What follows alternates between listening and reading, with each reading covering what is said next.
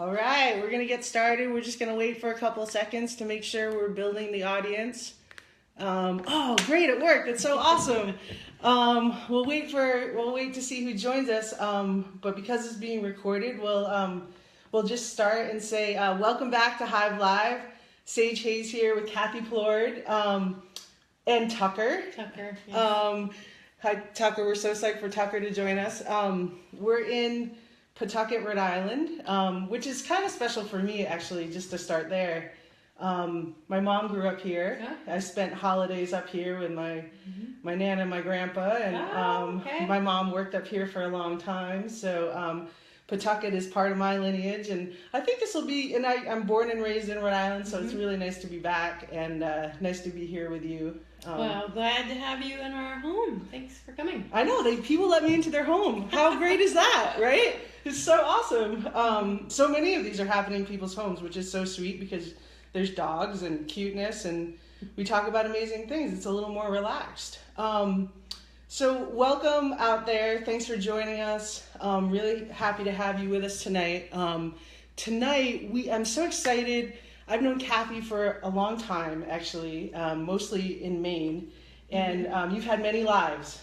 Yeah. As most of us have. Yeah, lots of projects. I think lots and lots of projects. Yeah, lots of projects, and lots of amazing projects. I'm not only excited to have you on tonight because we're going to be talking about this book and the process of this book, Making Out Like a Virgin, Sex, Intimacy, and Desire After Sexual Trauma. That's going to be mostly what we're talking about tonight. But I'm also just excited to have you on because I feel like in my history and in my journey, you have been one of the seers and the leaders of kind of progressive alternative education that's working with young people and that's working with so many different populations around embodied healing, in my opinion. You've written 2 plays, probably more than 2 plays actually, but I met you when you had written The Thin Line, which is a play that dealt with body image, and you were toured around and working with kids and young people to actually start to talk about body image, and then also You the Man, which dealt with intervening in violence, being a bystander and how to interrupt violence. So do you want to say anything about that? Well, it's interesting because if you look at all of the projects, it looks pretty disparate and random, but it's all got a thread. Yeah. And the thread is dealing with the stuff people don't want to talk about. Yeah. And so often at the root of that is trauma, sexuality, violence in those spaces, loss of self, loss of worth. Yeah. And I think you're one of the people that have so brilliantly sort of taken theater and used the art of theater to be able to help lots of people have a collective application to be able to talk about things we don't want to talk about. Yeah. It's interesting because I would say my experience of you and working with you, similarly, I've always listened to what you've had to say, and I've learned from it over the years, and there are moments that I've taken that stay with me and conversations we've had. So it's just nice. You find your people and you stick with them, and that's the way to go. Yeah, it's so good to be on the path together, and so nice to see you tonight. Thanks. Yeah, totally. Thanks for being on. So, your journey has been. Why don't we start there? Why don't we just give us a little snapshot of before we get right into the book and the process of the book and the topics there. Why don't you give us a little glimpse of who you are and a little snapshot of your life? I'm just going to reach across here because I want my water. Great. Yeah. Great. Well, I think probably I've always been a person who has said the emperor has no clothes. Something smells in here. Why is this the way it is? That doesn't seem fair. And I can take it back to, being a child and poems I wrote in 3rd grade and, students against sports campaigns run in school when they took our silverware away in high school. There was always some kind of an activism and a questioning of what we were given. Sometimes that served me. Sometimes it's not served me. I went into teaching for a while, and in the midst of teaching in the early 90s, that was before the AAUW's report, How Schools Shortchange Girls, came out. And I was in a school that was sued a number of times. The district was sued by people claiming human rights conditions, Title IX stuff. I testified at hearings for people I probably should have filed the suit myself. And so in that place of unfairness, I found, I'd been doing theater for a while, but I started building theater programs for use in school settings that would open up the school to stuff they didn't want to deal with, and to do it in a way that was respectful of those who are in the room, who know the story, because it is their story. So not doing it in a way that doesn't open people to ridicule, shame, all of that. And your intentions sometimes are one thing, and what happens are another, but we tried very hard to make sure that the work that Add Verb was doing was not about parachuting in. It was not about an inoculation and a fixture better. Really, it was about the so what of it. And that was a gift I got from a student many years ago who was looking at an early draft of a piece. She said, so what? We know our friends are dealing with this. What we don't know is what to do about it. And that kind of became my litmus test. So after I got out of teaching, I did theater work for a long time. Can we just pause there and say, yeah, approximately how many people have seen your plays and gone through? I couldn't even say, like hundreds of thousands. Hundreds of thousands. Yeah. And actually, amazing. One of the pieces was two actually were culturally translated for use in Australia. Oh wow! Which was a really cool process, because while we speak the same language, it's not, the pressure points, the cultural currency is not the same. Well, I got some Aussie friends that watch this, because I have some friends now, and I'm sure they're going to really appreciate that, and they're going to be like, yes, that's so true. So Deakin University and Take It, and they've been doing You the Man and The Thin Line for a while now, and some good work. That was really exciting to work with them. That's so cool. That's so cool. So you did that. Yeah, I did that, and I was an accidental executive director, so I started off as an activist, artist, educator, and then had these programs that were successful but needed managing, and so became, I tried to partner with groups and did for a while have fiscal sponsorship, which was great, but what I was doing was broader than what they were doing, and what I was doing was not their main mission. And so I did go into creating my own nonprofit and ran with that for many years. The last 3 years of it was at the University of New England, which was really good because it moved a lot of the work to just a higher level of visibility, and because of being at the university, I was able to get funding to do research on a longitudinal level for this kind of work. Because again, it's, your intentions are one thing. You can say, oh, well, I wrote this play, it's great, and okay, nice of you to say that, but where... Really? What's the proof? How do you know what's different? And so we were able to get measurements with high schools over time that really showed the needle moving, and people's change in attitudes, change in behaviors, and knowledge. And that's amazing. Was actually retained over time. The numbers would go down a bit, but it was solid. So that must have felt really good. It was. Yeah. When you go in through somebody's heart, you are giving them information that you can't put in a brochure. They go in. I remember the first performance of You the Man.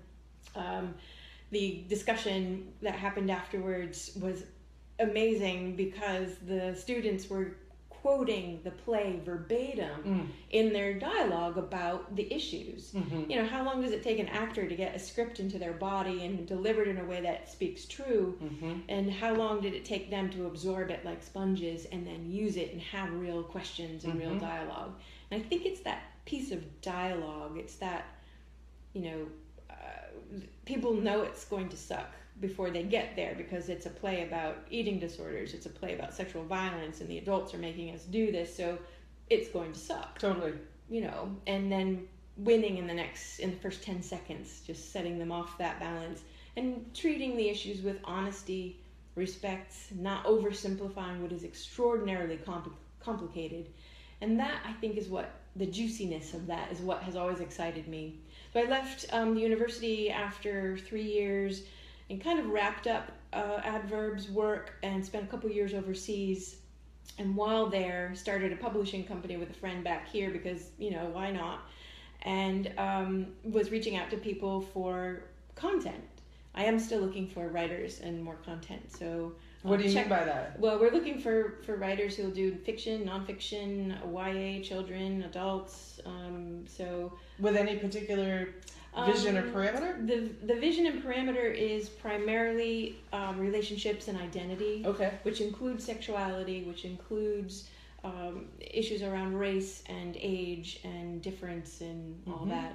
So we're small press, and we tend to bite off a little more than we can chew sometimes, but we're doing it. So you started, what's it called? It's called Animal Mineral Press, and it's oddly at animalmineralpress.com. It's really a tricky URL in there. But I was reaching out to people I knew and liked and respected to find some content, and I called my friend Catriona McHardy, who lives in Burlington, Vermont, who's a former VP of Education and Training for Planned Parenthood Network of New England. She was there 30 plus years, and said, "So, Catriona, you got a book?" And she said, "Of course I have a book, but I can't write." And I was like, "Well, no, you can write." And so in our conversation, we said, I agreed to work with her on creating this book. And the nut around one of our conversation was in the problem of language and how our language does not have a word for someone who was a victim, was a survivor, and now is what? There's no what's next? What's next? Is that the end of the road? Was a victim, was a survivor of sexual trauma. Right, because specifically you're talking about that. And part of why that was relevant to both of you is because she had been the education and outreach director at Planned Parenthood and kind of had just seen hundreds and thousands of people in process with their healing. In process, and seeing the field as it is and still seeing the same damn problems all the time. And there's, we are getting better at intervention. We're getting better at services, triage, immediate response, crisis response. It's all there. There is nothing for those who are sort of beyond identifying themselves as a victim and are beyond just surviving. And that is not at all to minimize survivorship, or the use and claiming of that word. It's a powerful word. It's a powerful thing. Necessary for some. Totally necessary. And true. Of course. And what's interesting about virtually all of the contributors to this book is they have all said in some way or exactly this way, that does not define me any longer.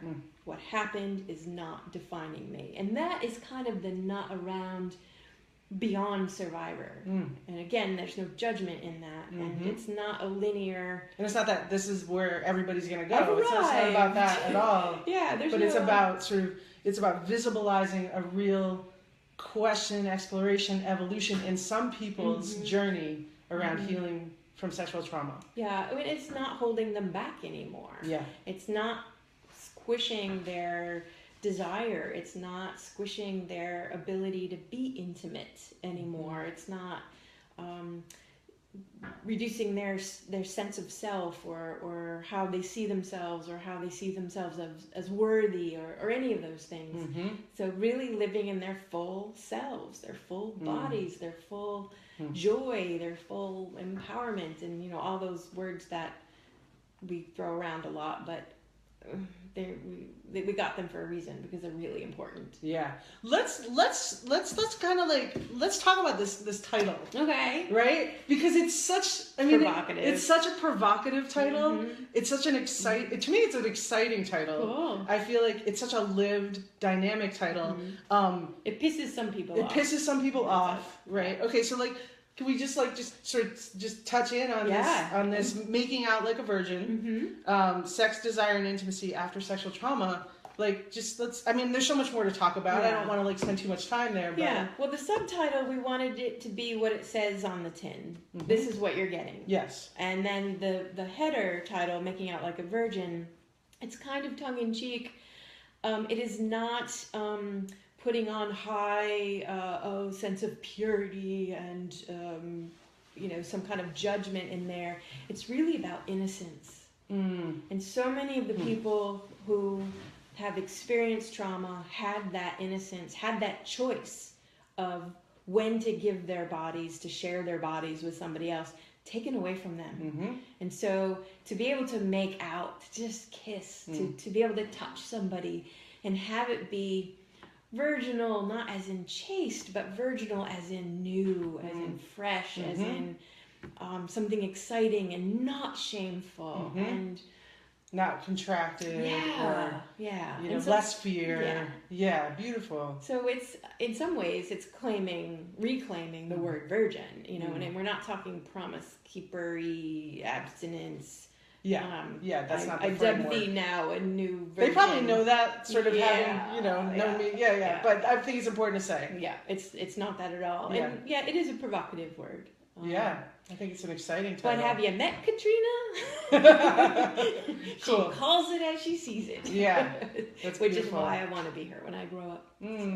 That's great. Well, shout out to her. I'm sure she'll watch this at some point. So thank you, Catriona, for having the co-vision of this. Yeah, and also doing the work for so many years. It was a nice partnership because her experience in education and training around sexuality, her depth of knowledge was profound. I felt like I could go in with her, and I'm used to hearing stories and working with people to tell their stories and feel confident in that, but she could bring a lens of critical thinking, not judgment thinking, but critical thinking about what texts and manuscripts we were dealing with, and trying to look at what are they really saying, and to look for where people were falling into traps of things, and being able to work with them on those myths and mythologies and stories we tell ourselves, and really get their stories to be truth and not with the jargon. Yeah, great. So like clear, direct.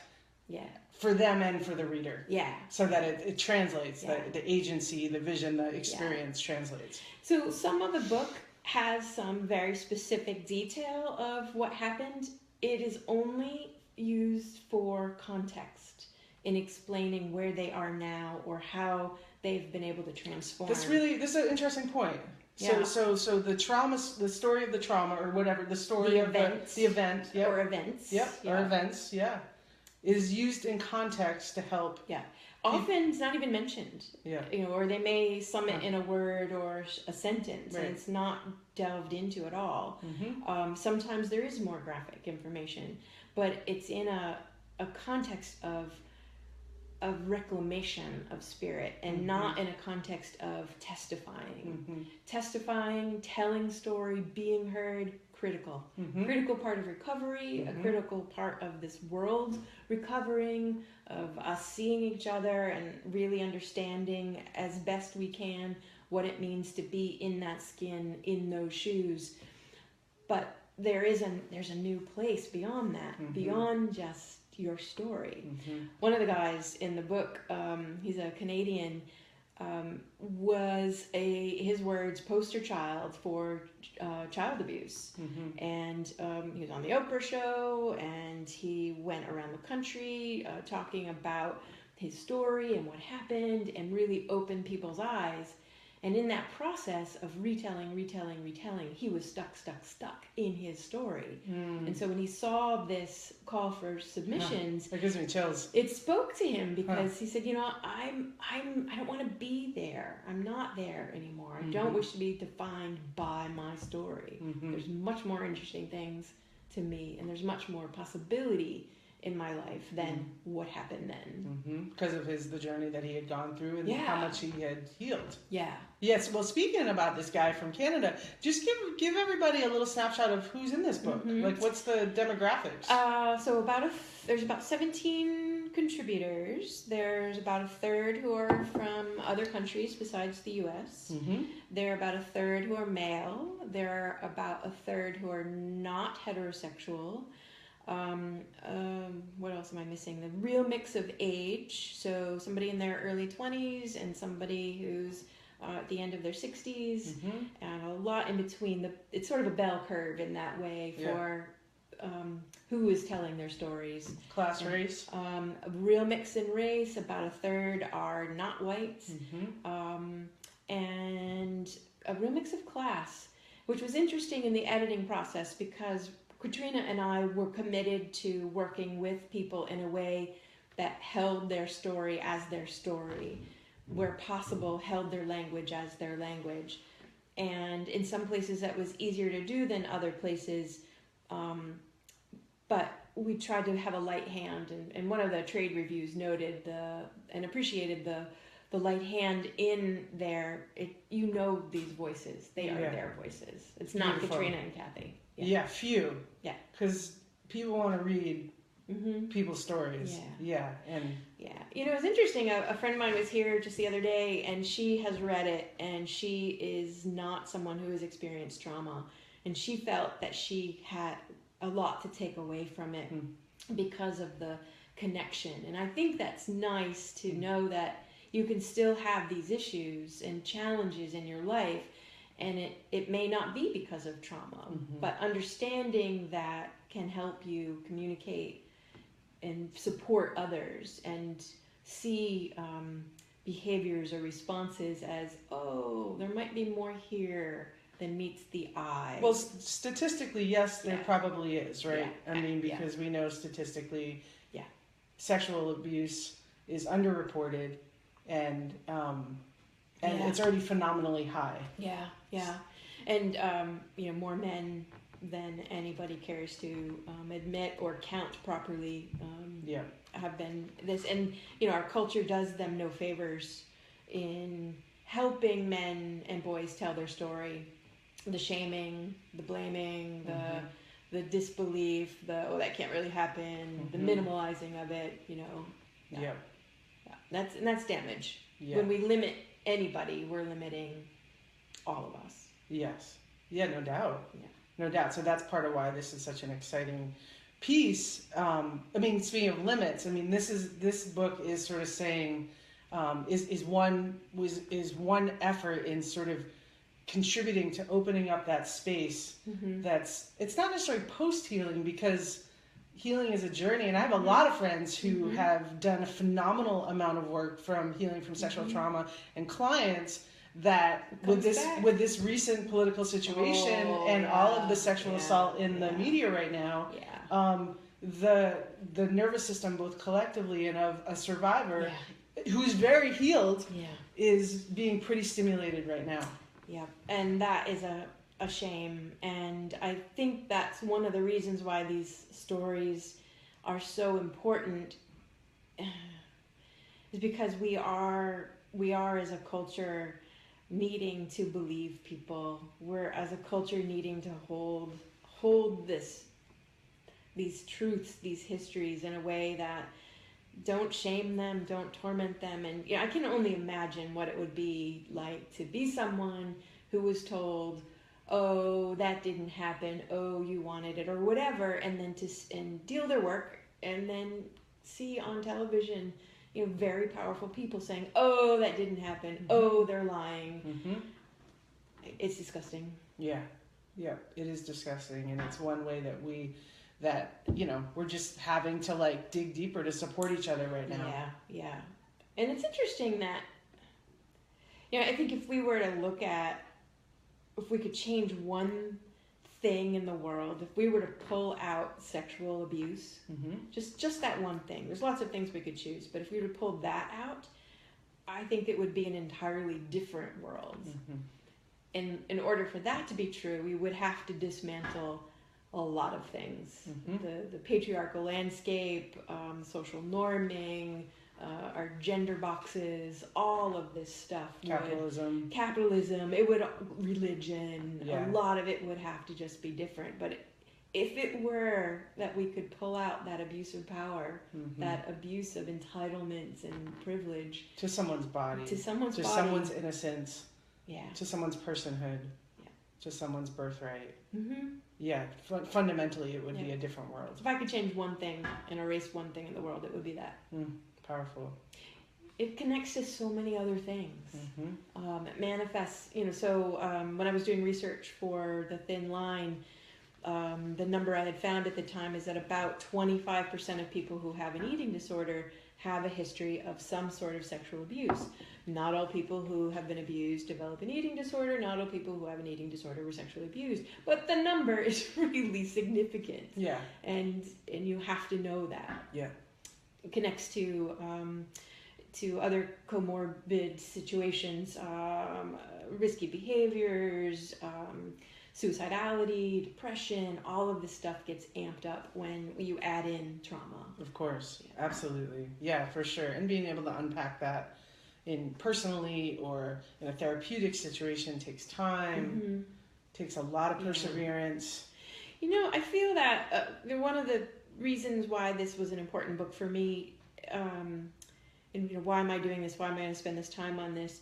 A roommate of mine from many, many years ago had said to me once, heterosexual male, why is it that every time I get close to a woman, we get to a certain point in our relationship and it tanks? And he had 4 girlfriends in a row who had had sexual trauma in their past, and he was at a loss as to how do I help? What do I do? It was doomed before I got there for us to have a full-on relationship. That was him speaking in there. And I think that if you can look at some of these stories, the gifts that the writers share about what helped, who were those rocks in their lives that saw them through the other side, that really gave them the support and the care that they needed over time to break through and let them have their bodies back. It's exciting. It is exciting, and it is exciting that so many more people are able to have access to the quality of support, and that's so helpful when you're healing.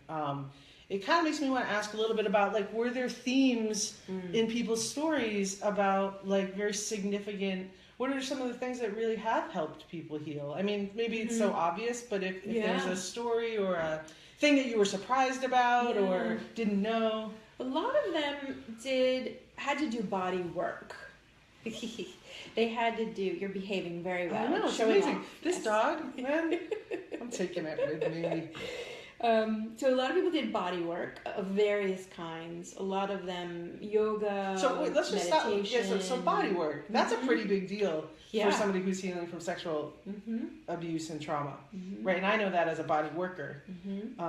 But a lot of people in this book, that is part of how a tool that they use. Some people are in the chakra world, and some are in the massage world. Yeah. There's one story. A woman, her partner gave her for Christmas a massage, gift certificate with massage. It was a hot stone massage.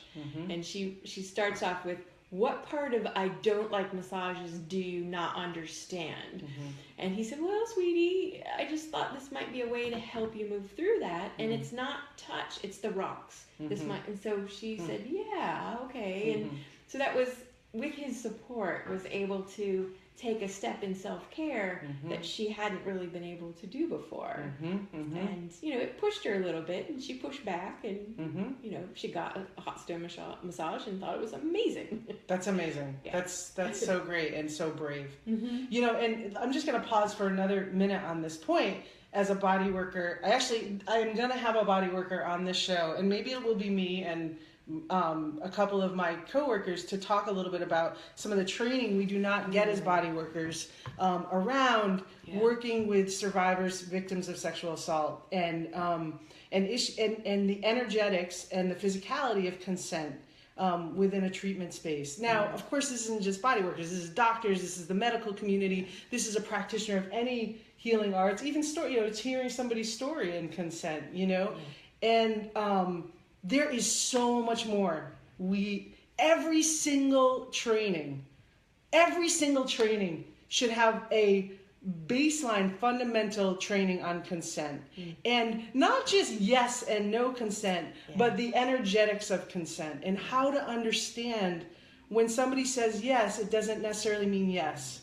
And when somebody says, and I gotta tell you, I got that training because I know how to pay attention and I'm thoughtful about that. But I got that training just by practicing, right? And that is not where I should be getting my training. Well, and there's also the fact that a lot of healers and practitioners have their own stuff. And so that may make them more open and sensitive to something being in their client or their patient's world. But it may also shut them down from hearing, seeing, buck up, deal with it, whatever messages they got about it. Well, it also so it can sort of be a positive thing because you can maybe see it more. It might shut them down, and it also might be confusing. Like there's also this way that you can merge with a client that is very complicated and not helpful to somebody's process. And again, I want to say, at least my experience in the holistic arts field. We just need to do such a better job of this. And I'm gonna keep talking about this with the Hive directory and Hive Live, because we just need more consciousness around it. It's critical. So I don't want to steal the thunder here, but it's connected. There are two people in the book, so related but different. They are in advocacy work, and so some of their points were around advocate, heal thyself. And so as somebody who works in an agency who may have an experience with sexual trauma, what does it mean to be around that all the time and to take that energy in from people and to hear these stories over and over, that there is an impact, there is a secondary trauma that happens to them. And you can say, well, I did my work, that's done, it's history, I put that in the box. But one of the stories, this woman has done her work, and going back to those stories yet again opened up something that she was afraid of. And when she talked about it, she said, I was really not looking forward to that. I didn't want to see that in writing. There was some pus there, but it's okay. It was helpful for me to go back in and do more cleaning. And so based on her time, her passage through life and her time, she's been able to do more cleaning, if you will. It's a kind of a weird word, but cleaning of that history and releasing of that stuff that was still there. Healing. That's awesome. So you said bodywork. I also just want to acknowledge bodywork is not financially accessible to everybody. So we sort of need to keep continuing getting creative about how to create access to modalities that can be so helpful around renegotiating safe touch on the body and safe space. Yoga and meditation are a little bit more financially accessible. Some people did chakra work. Some people had healers in their lives who gave them gifts. So one woman was raped as a teenager and struggled for a long time, Catholic, Irish. This did not happen. We know that family, we're not going to talk of that, shut down. And at some point wondered, well, I'm a lesbian. Is it because of that? Is it? And so she actually had a friend, male, and they had some drinks one night and got together, and he gave her a lovemaking session that was amazing, that involved her tuning into what was pleasurable to her. She didn't know the answer to what do you like, what do you want. And so it was not a love of the ages, and they lived happily ever after. This was something else entirely different, and their connection, their sexuality together just helped her open up to being someone who could give pleasure, find pleasure in her body. I love that story so much because it just, that healing can happen in so many different ways. And it's not just these particular modalities. It is like these unexpected ways that friends and allies and there's just so many ways it can support somebody's journey. I like that story a lot. Good people. Good people. And I'm honored that they trusted us to go on this journey with us. It's amazing that they were so open and willing. Many of them had to do so under anonymity, and that was fine. Some of them are not concerned at all. It's a part of their story, and they're out there with it. Just a real range of comfort with that. And you can see in the book that people are in different places of recovery. And recovery isn't a thing. It isn't a box. It looks like that. It has this number over the door, and you go when you're there. You've arrived. It's not at all how it works. And I think that's one of the gifts in this book, is that you can see a number of people with a number of types of backgrounds and experiences and histories be in different places of recovery, and it doesn't have to look the same. And it doesn't have to look the same for them throughout their own life. Well, sure, of course, because sexuality is evolving. It's a long life, as we talked about yesterday, actually, with Shannon. You know, it's a long life of potentially of a sexual life, of an intimate life, of a relationship with self, and so these memories and these experiences and these traumas evolve with us, right? And oftentimes get folded into our strengths, or our voices, or sometimes they're complete and they're sort of somewhere in our past. One of the reasons we didn't want this to be a book of let me tell you my trauma story is that those books are done. Those are out there. They're really important. And we're not really finding any book that compares with this. And I know people do this kind of work, but as for a compilation of it not being about that thing is important. The other thing I like is that the type of trauma is also on a continuum. What do you mean? So some people had, stranger rape and not stranger rape and this and that, and then some people had, as a child, someone write violent sexual lyrics about things they wanted to do to someone, to that person, and how that, as a child, really held up their evolution as a human being. That particular person was a girl, born a girl, and knew at that time when this was sort of happening that she was not a she, that she felt to be male, and her world could change and be better because if she dated the football guy, then all those other problems will go away.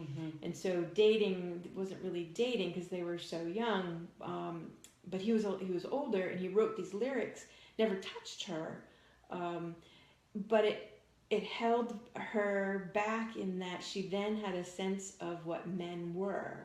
Men do this, men are bad, men are, and it's oversimplification of what was said, and then reached a point where someone called, at that point identifying as she, called her out on it and said, look, you don't like men, do you? You're afraid, you don't think any of us are any good, do you? And the answer was, no, that's not true. And it was true. And the guy said, look, I'm going to be that person that shows you men are not all bad.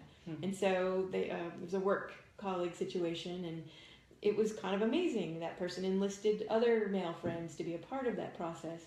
And in that, he was able to come to being he, was able to not equate bad, difficult, violent sexual abuse with maleness. With being exactly. Yeah. And so when this, clearing that up finally paved the way to say, I am a man. Yeah. And not have that so overlinked. Yeah. Yeah. And be able to, that's powerful. It really is. So be able to he was able to become himself. Yeah. Because of that colleague that was really like an ally. Absolutely. Yeah. So many allies, I'm sure. Yeah. Or, show up in this book. Yep. And people who were supposed to be allies. There was a lot of disappointment. Talk about that maybe a little bit, because I'm sure that people resonate with that. Yeah, a lot of disappointment in parenting, a lot of finger pointing. Probably a lot of the places people are not healed is in their anger around what they believe adults in their life should have addressed, seen, intervened on. And that in turn has, for many of them, significantly informed their own strategies, choices, and actions around being a parent themselves, and what they're doing in their parenting and why. And, you know, it's critical. That makes a lot of sense. Yeah. Well, that is such a deep part of the story is who was turning the other way or who didn't know what was going on, and it's hard to. That's a really deep, hard thing to heal. Yeah. So there was a guy in the piece, the only heterosexual male, not the only one that we could find, but there was another heterosexual male who was close to submitting and reached a point where telling the rest of the story or telling where his healing was making him feel way too vulnerable and exposed, and even anonymity wasn't it. He just was done with the process and said, come back in a year, maybe I'll be ready. But I did find through a network a guy who said he would do it. He's heterosexual, and he had a thing. I'm not really sure if this qualifies, he said, and this is what happened. I'm not really sure that that's really what you're looking for. You know, minimizing it, you know, wasn't that big a deal. Yeah. Which was in part his coping mechanism, which he owns. But in this process of talking to him about it, he uncovered not just that five different, and one of these was a multiple time situation, an older girl, and it was a mix of genders who took privilege with him and his body at different times. And it was just amazing that here's this guy who's cool and funny and happy and a good dad and all of these things. He looks like he has it together, and he has this stuff that he doesn't talk about or has made into a joke or has found a different way to deal with. But the volume, the number is what floored me. Well, I'm sure that's not that unusual, actually. I mean, sort of floors you because you're sort of presenting, you say, oh, I know this one. And then, of course, watching somebody uncover it in that way is so powerful to witness. And usually it's not an isolated event. No. And it often replicates because of, because it becomes part of your story, and then it becomes part of how you think you should be treated and gets normalized. And I mean, it's so complicated. I don't mean to overgeneralize, but yeah, and that's some people's story for sure. It's definitely some people's story. Yeah. So I think about some people I know and how sex, desire, and intimacy after sexual trauma probably is still just like. What? Not only what, just like, you gotta be kidding, like, that's never gonna happen. I can hear their voices. That's another reason for the book. It's possible. It's possible. Yeah. Yeah. Right, because this is real stories, real experiences.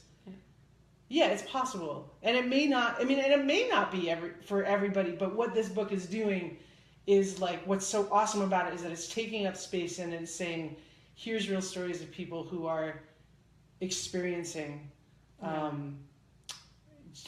transformational embodiment and on their terms. So I so appreciate the vision around this book. Because I think there's so much talk about trauma these days, and thank God there is, because there's so much trauma and there's so many things we haven't talked about yet, and so many things we're just learning how to talk about. Including sexual trauma, and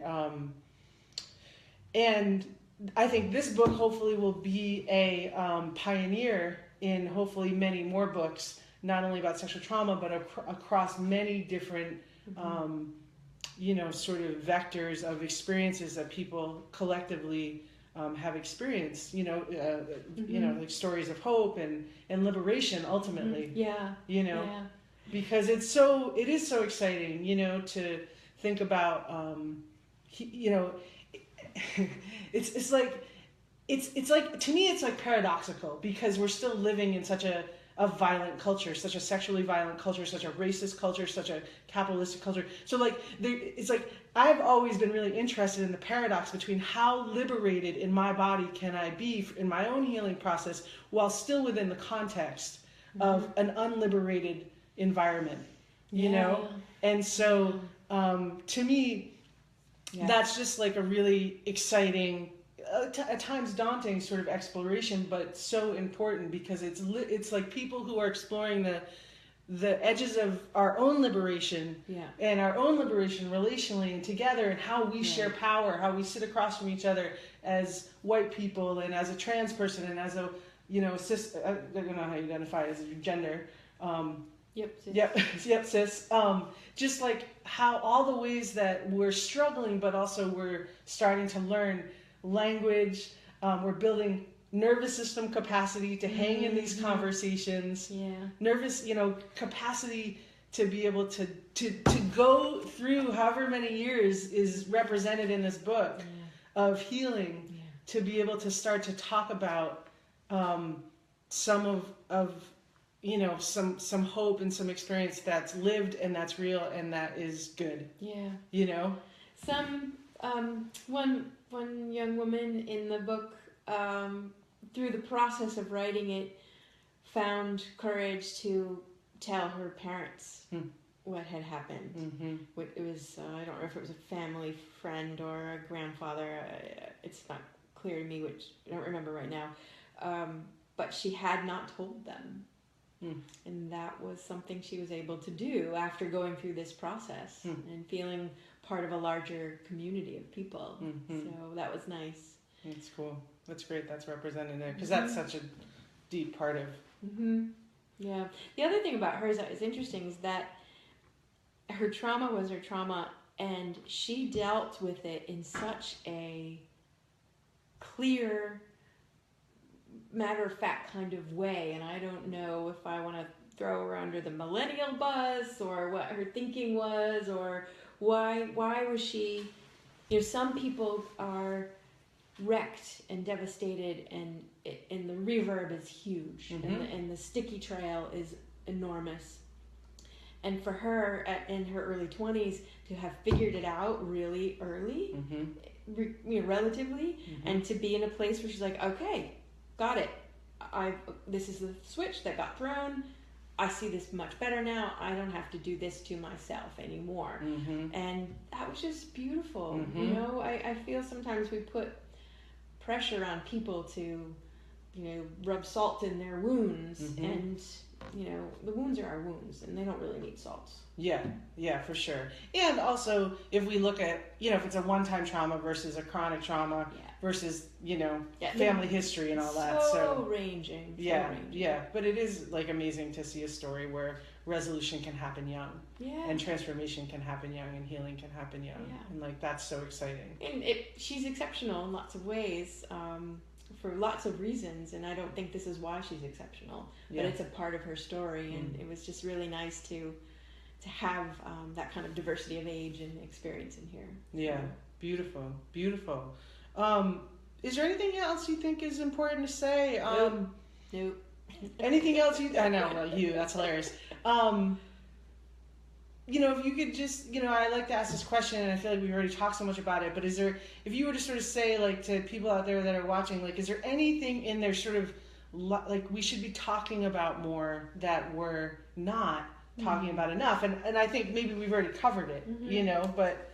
Well, I think that our work as advocates, the dedication, the sweat, blood and tears of so many people that have made it possible to even get to this conversation is probably important to acknowledge. And it's not a deficit that, well, why hasn't there been this book before? Well, we haven't, it just wasn't there yet. And for so many people, it's not there yet. And we are standing on the shoulders of so many people to get to this place of addressing sexual violence, gender-based violence, and I just hope that our systems continue to do a better job, that we count those who need to be counted, whether they're in prison, whether they're of a certain color, whether they're whatever, that we count and acknowledge and see people and give them a place to go beyond, oh, there's your label. Mm-hmm. Yeah. Right. Yeah. That they give them a place, that they have a catalyst, an opening into a place to go that's their story, and that's their life, and that's like making out like a virgin. Yeah. Like whatever that is for them. Yeah. Yeah. You know? So I just want to say, like, on the eve of this inauguration, I'm freaking thrilled to be talking about making out like a virgin. And I know it's like this crazy juxtaposition, but I think there is a spirit of liberation and healing that is what I'm interested in with this series, and supporting healing from trauma, sexual trauma, at any stage that any of us are at, and that healing is possible, and that we just need to keep creating the right conditions. Mm-hmm. And while politically it's insanely triggering right now, I think what you brought up about our elders and the backs that we stand on, I think when we're going to watch all the marches this weekend and the backs that these marches stand on and the history that these marches stand on, goosebumps, like we are so much bigger. Our history and our lineage of struggle, resistance, and resilience is phenomenal as queer people, as women, as so many different people and so many different movements. And so it's an exciting time where we're starting to we're learning how to work together even more effectively and more collaboratively, and with more acknowledgement of privilege and power in the exchange. So finding those points of light where we can, and when people have found a path, if we can follow them in their footsteps and know that there is hope and there is light, and you can sit down and rest, put your head in the bag for a while, but it's all right. You can and will go on. Yeah. And not be defined, not be limited by stupid shit anymore. Mm-hmm. Yeah. Yep. An honoring of all the parts of that journey, for sure. So I want to invite you all, whenever you're watching this, if it's right now or at some point in the future, that this is super tender material, and I know it strikes chords for me personally, and want to just invite you to take care after watching this and what it may have stimulated. Just pay a little extra attention to self-nurturing and your sense of safety, and if things have come up, and being able to find the right support. So I just wanted to say that, taking a deep breath over here. Get a puppy for a little while. That'll help. A puppy. Yeah. That's so cute. I know, Tucker. So sweet. Y'all, thanks for being on this journey this month. It's a really beautiful one. Thank you for time and space. Thank you, Sage. Nice to meet you. Shoot an email. If people want to, this is on Amazon. Yeah, Amazon, their bookstores. Oh my God, I feel like, all of a sudden I feel like Jimmy Fallon, or I don't know if he does books, or somebody who's like, where do you buy this? It's hilarious. No, I guess it's Stephen Colbert. You can buy it from your bookstore. It's your bookstore. Make your library buy it. That'd be nice. Oh, nice. Make your library buy it. Yeah. That is such a great action you can take after this. Or buy one for your library. Buy one for your library. Fantastic. Yeah, I love all that, because we need to we need these stories, as many places as possible. Y'all, so much love. We're gonna see you tomorrow. Rusia Muhidin, I'll be down in New York. Has been doing this amazing work with social movements and social organizers, cultural organizers, thinking about we can't have sustainable and liberated movements if we don't have sustainable and liberated people. And so Rusia's work is phenomenal. She's offering workshops and training and consciousness to be able to think about deep radical self-care within the context of movement building. So I can't wait to sit with her tomorrow. That's going to be at noon or 12:30. We'll be at the Women's March in New York City on Saturday, and whole bunch of other people coming up this week that I'm just so excited to see. So thanks for tuning in, you guys. We'll see you tomorrow. Thanks. All right. Peace out.